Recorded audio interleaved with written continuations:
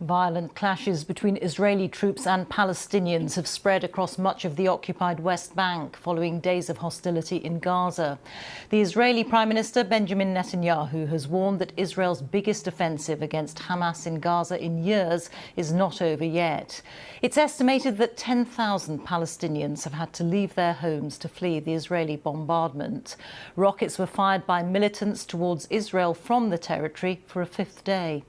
At least 122 people in Gaza have been killed and 9 have died in Israel since the fighting began on Monday. From Jerusalem, here's our Middle East editor, Jeremy Bowen.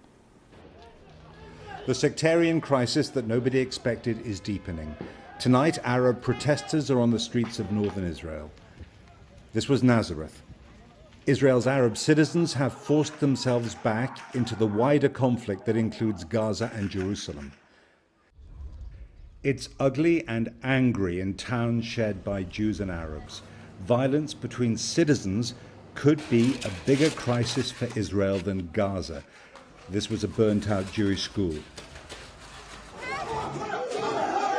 Police broke down the door of the Mahmoud family in Haifa. They deny accusations their sons were attacking Jews. The police say their officers behaved correctly.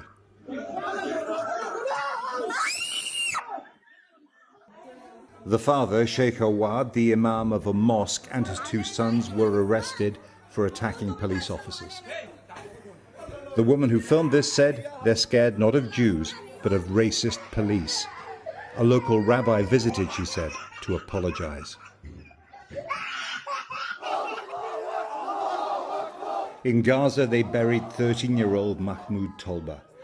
He was hit during an Israeli airstrike while he waited for a new haircut to celebrate the end of Ramadan. Half of Gaza's 2 million Palestinians are children. This is Mahmoud's brother. In the occupied territories and in Israel, events this week have exposed once again the mutual hatred and fear that are the essence of this conflict. This was Hebron during a day of protests on the occupied West Bank.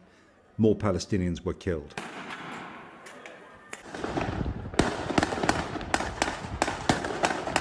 In Jerusalem, Palestinians pelted Jewish settlers with stones and fireworks.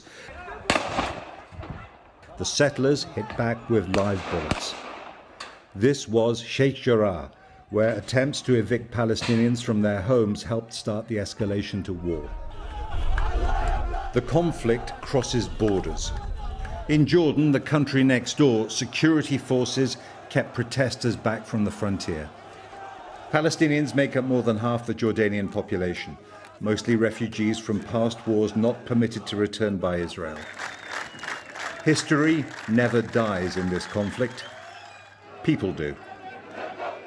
It's now a multifaceted conflict on multiple fronts, and that, of course, makes it much harder for diplomatic mediation, which is going on behind the scenes to try to get some sort of a ceasefire in Gaza. Now, as for the sectarian crisis inside Israel itself, you know, that might be harder for them to deal with, harder for them to find a solution. Community leaders, religious leaders, the president of Israel, they've all been appealing for calm. Muslims, Palestinians, Jews have been getting together inside Israel and appealing to different communities to stop the madness that's going on, as they've called it. But, you know, people aren't really listening. And this week coming for Palestinians is a very significant weekend, I should say, that's coming up. And that's the weekend that marks the